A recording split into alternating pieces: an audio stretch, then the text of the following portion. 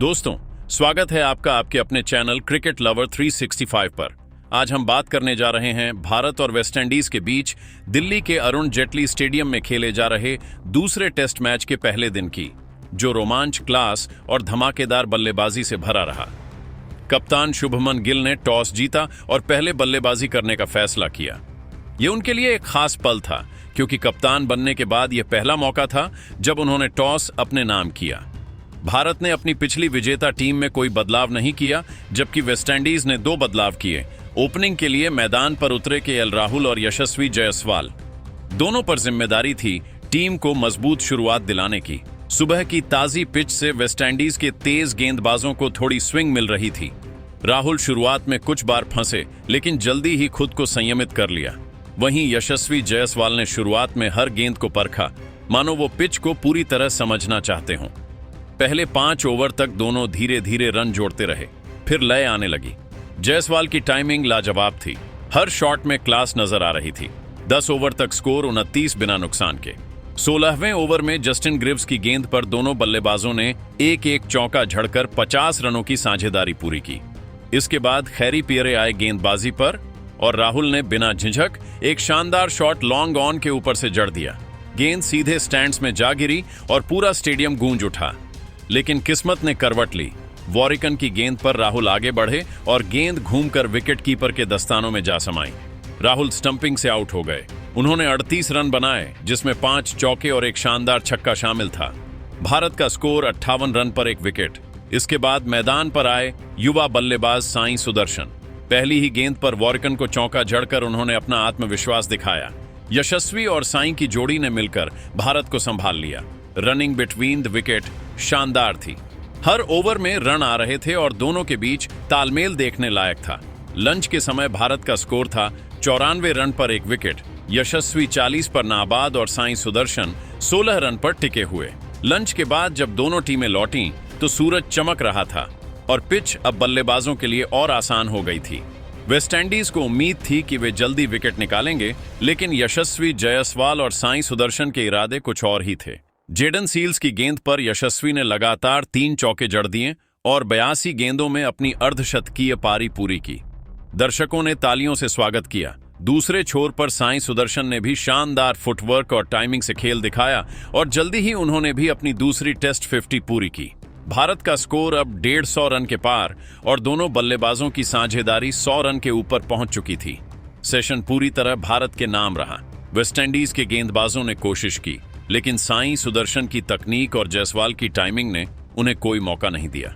फिर आया जायसवाल का वो पल जब उन्होंने अपने करियर का 7वां टेस्ट शतक पूरा किया। 145 गेंदों में 100 रन, और वह भी शानदार स्टाइल में। जायसवाल ने बल्ला उठाकर दर्शकों का अभिवादन किया। उनकी यह पारी बता रही थी कि वह अब भारत के टेस्ट बल्लेबाजी क्रम की रीढ़ बनते जा रहे हैं। दूसरी ओर साई सुदर्शन भी लय में थे, लेकिन वॉरिकन की गेंद पर उन्होंने हल्का सा ड्राइव खेला और वॉरिकन ने आसान कैच टपका दिया।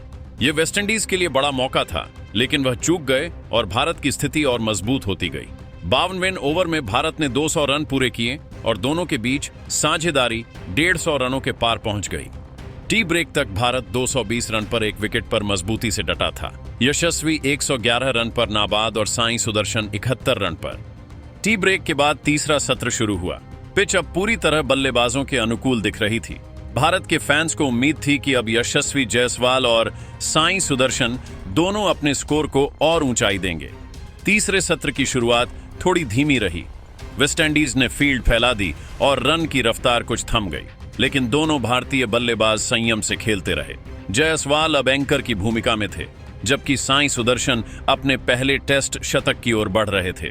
फिर आया वो पल जब वॉरिकन की गेंद साई सुदर्शन के पैड से जा टकराई। अपील हुई और अंपायर ने उंगली उठा दी।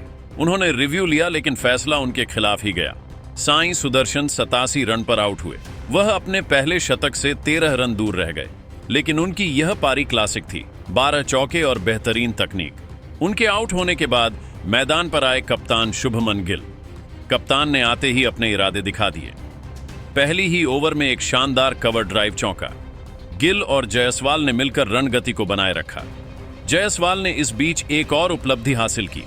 वह सुनील गावस्कर के बाद भारत के लिए सबसे तेजी से 3000 टेस्ट रन बनाने वाले बाएं हाथ के बल्लेबाज बने।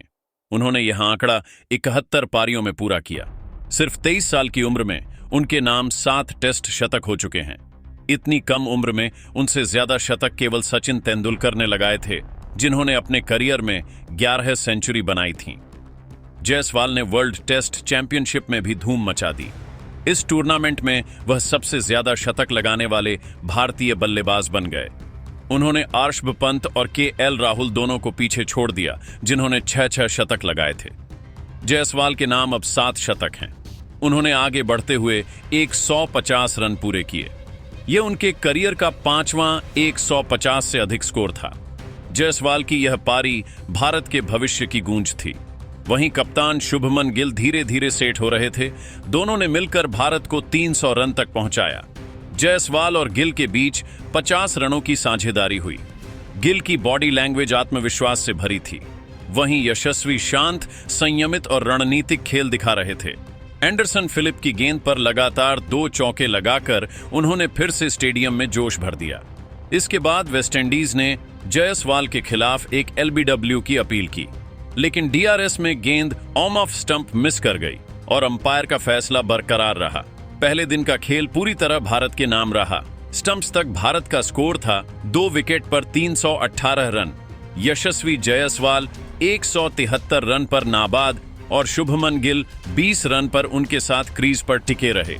भारत की यह स्थिति दिखाती है कि टीम का नया युग तैयार है, जहां युवा बल्लेबाज जिम्मेदारी से खेल रहे हैं और टीम को नई ऊंचाइयों तक ले जाने की ताकत रखते हैं।